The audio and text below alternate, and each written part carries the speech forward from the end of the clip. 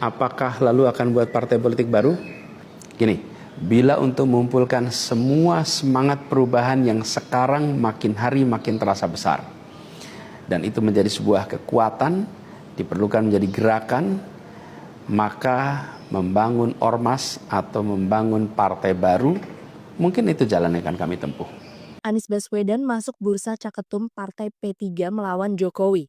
Guys, setelah gagal jadi presiden, banyak yang menilai kalau Anies Baswedan itu bakal vakum dari politik. Tapi ternyata Anies tuh masuk bursa calon ketum Partai P3 loh. Kabar ini disampaikan sendiri sama jubir DPP P3 yaitu Usman Tokan. Dia bilang kalau Anies mau, pasti kader P3 ada yang kasih dukungan penuh agar maju caketum P3. Kalau Anies bersedia, otomatis bakal melawan Jokowi guys. Yang isunya juga masuk bursa caketum P3. Kalau menurut kalian, Anies ini cocok apa enggak sih guys jadi ketum P3? Kalau memang Anies itu punya niat untuk menjadi calon presiden, per hari ini bagi saya masih ada kesempatan kurang lebih sekitar 4,5 tahun atau 4,5 tahun untuk mendirikan partai politik, mendaftarkan diri ke KPU, dan kemudian kalau lolos verifikasi faktual dan administratif, ini bisa menjadi syarat bagi Anies untuk bisa bertanding di 2029. Karena bagi saya rumit membayangkan Anies kembali diusung oleh partai-partai politik yang sempat mengusung dirinya di 2024 yang lalu.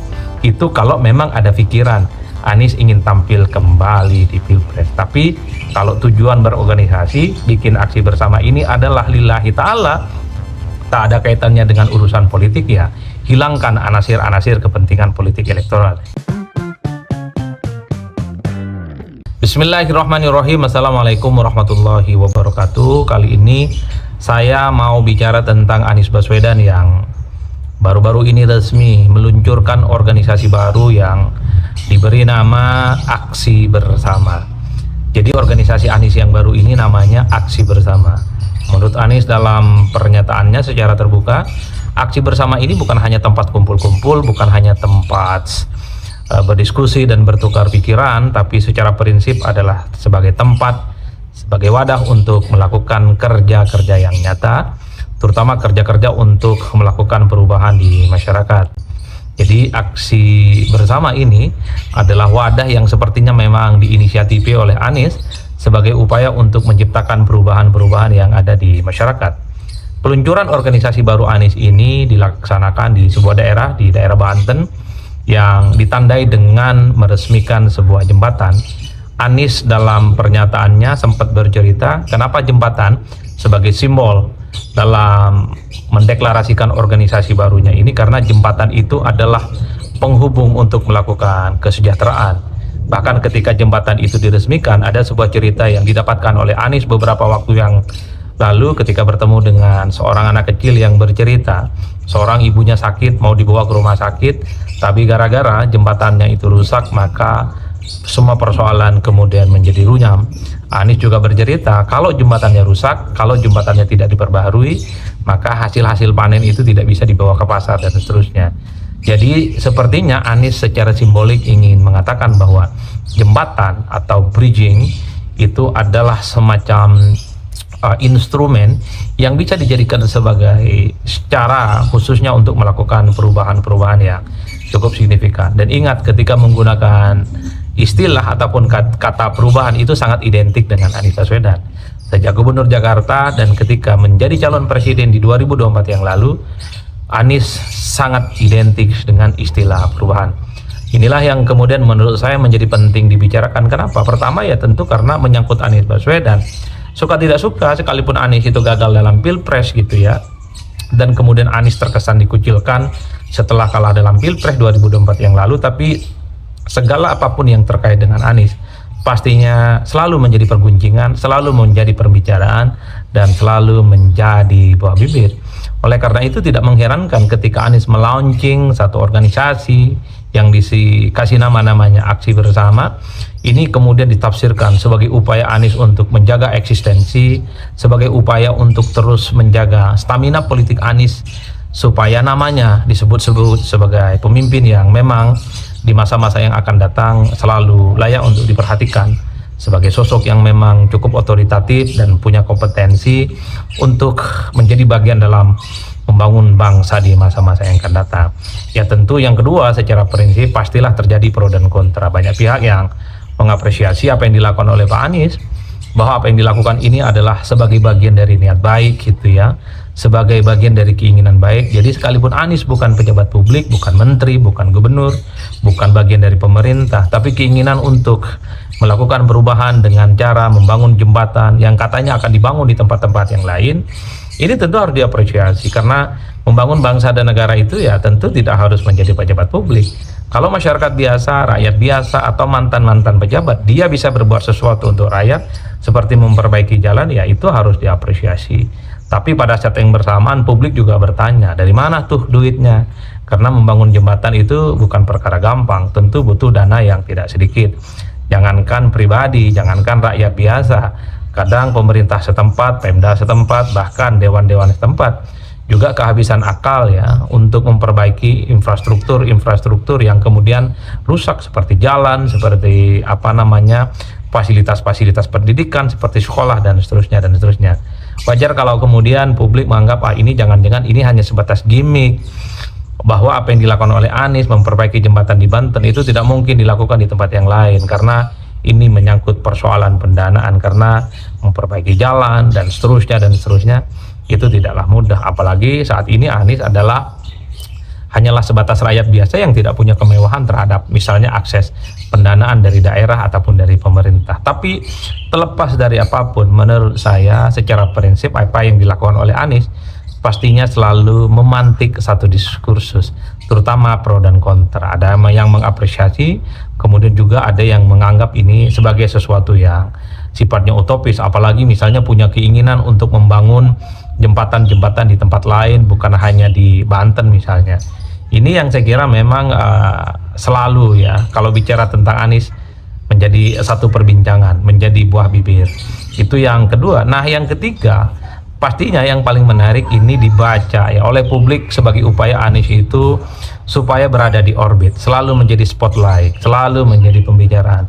Jadi sekalipun Anies itu bukan pejabat publik, bukan menteri, bukan kepala daerah, dan bukan siapa-siapa di republik ini, dan hanya sebagai rakyat biasa, tapi Anies terus ingin mencoba untuk menunjukkan bagaimana eksistensi Anies, ya tentu dengan cara melakukan kerja-kerja yang nyata dan kerja-kerja yang konkret.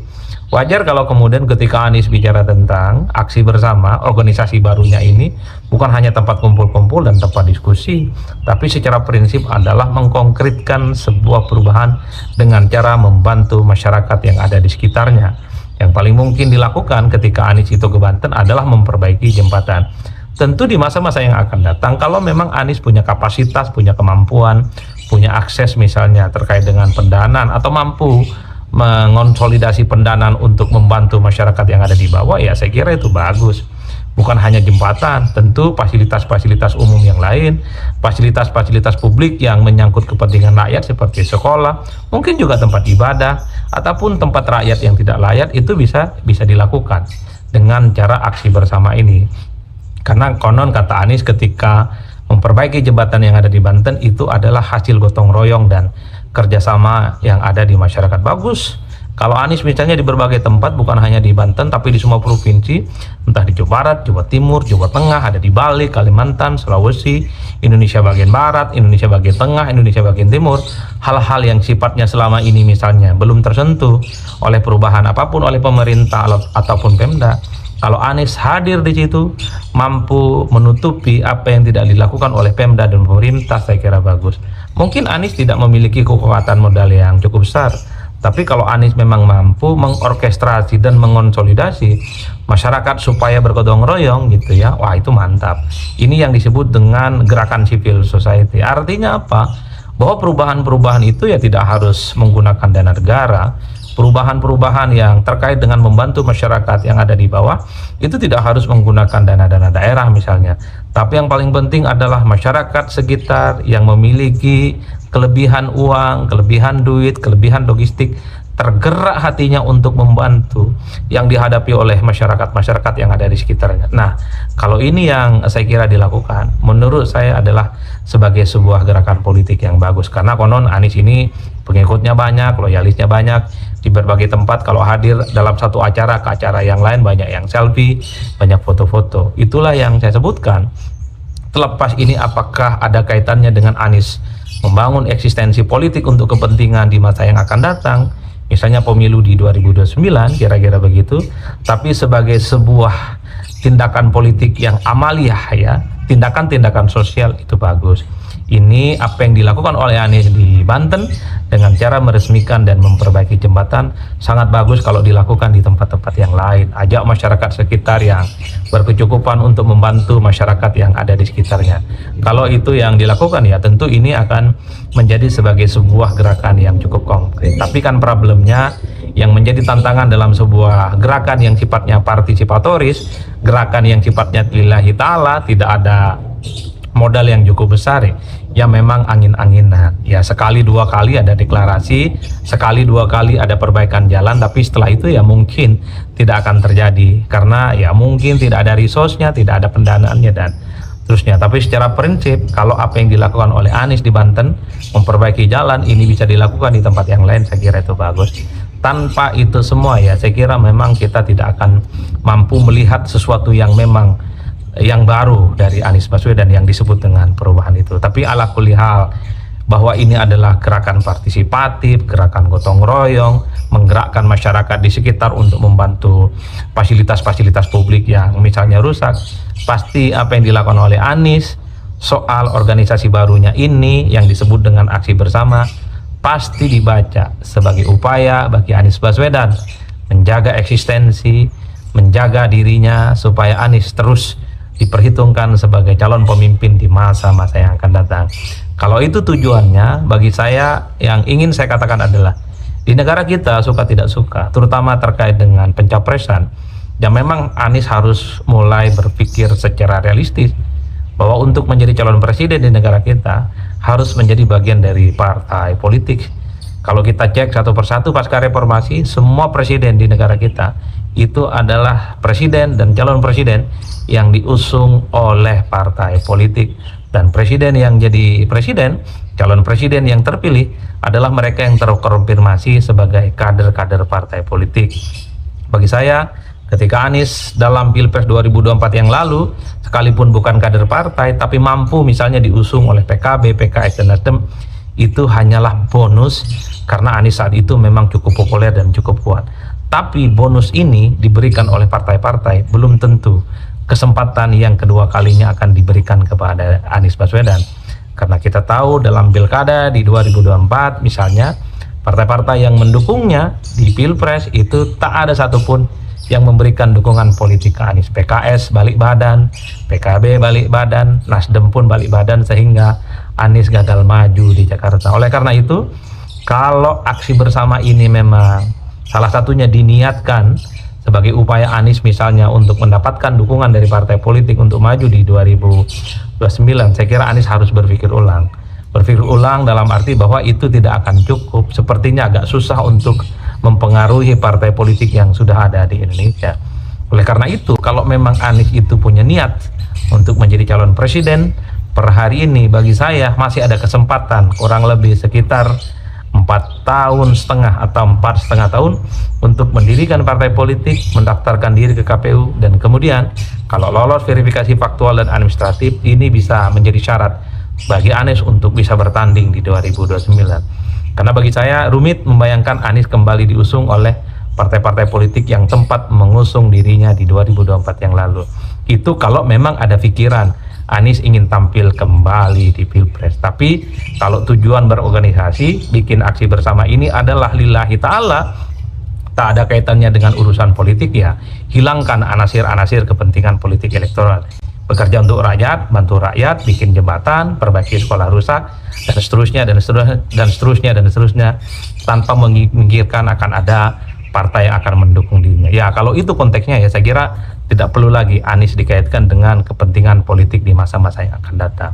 Tapi satu hal, di negara kita, semua orang, entah itu politisi, entah itu tokoh masyarakat, entah itu ormas, entah itu calon presiden, biasanya kalau sudah menjelang pemilihan presiden, semuanya bersolek, semuanya berbuat baik, semuanya melakukan kegiatan-kegiatan yang ujung-ujungnya supaya bisa bertanding di pemilu, entah sebagai calon presiden atau sebagai calon wakil presiden. Tapi kalau saya membaca rata-rata secara umum pembicaraan publik ketika Anies melaunching ataupun mendeklarasikan organisasinya yang baru ini yang disebut dengan Aksi Bersama. Publik mengaitkan dengan Anies dengan 2029. Ini cara Anies meneguhkan eksistensi, cara Anies supaya terus diperbincangkan, cara Anies supaya kinerjanya dinilai, sesuatu yang nyata itu diapresiasi, dan itu akan dianggap sebagai bekal bahwa Anies adalah sebagai salah satu sosok untuk bisa bertanding di 2029. Tapi ingat, populer, hebat, punya magnet politik di pemilu kita, di pilpres politik kita, itu tidak cukup. Yang paling penting adalah bagaimana mendapatkan dukungan dari partai politik. Itu PR terbesar Anies Baswedan hari ini. Kalau ingin jadi presiden, entah 2029 ataukah di masa-masa yang akan datang, saya kira Anies perlu memikirkan bagaimana mendirikan sebuah partai politik yang baru. Apalagi saat ini kita tahu ambang batas presiden 20% sudah dihilangkan, dan itu adalah gerbang bagi semua orang, termasuk orang seperti Anies yang popularitasnya tinggi, pengalaman internasionalnya bagus, PhD di Amerika, ya sekolahnya bagus, punya bekal. Tapi ingat, gembok untuk maju dalam pertarungan politik di pilpres adalah partai politik. Bagaimana menurut kalian? Apakah ormas yang dileklarasikan, di-launching oleh Anies ini, yang disebut Aksi Bersama, tujuannya lillahi ta'ala, memang hanya untuk membantu masyarakat? Halo teman-teman, berjumpa bersama saya di Politik Dangi. Ya, kalau kita melihat bagaimana fenomena politik saat ini, ya sangat dinamis teman-teman, banyak perubahan, apalagi menanti Pilpres atau Pemilu 2029. Dan partai-partai politik saat ini ya menyusun strategi, menyusun kekuatan ya supaya mereka kuat dalam 4 tahun ini ya, menyosong 2029, termasuk Pak Anies Baswedan, teman-teman. Banyak partai-partai yang ingin Anies itu menjadi ketuanya, banyak partai yang ingin Pak Anies itu menahkodai partai-partai mereka ya, termasuk P3 ya. Dan apakah Pak Anies ingin menjadi ketua umum partai yang sudah ada atau mendirikan partai? Nah, ini menjadi teka-teki dan analisis yang luar biasa.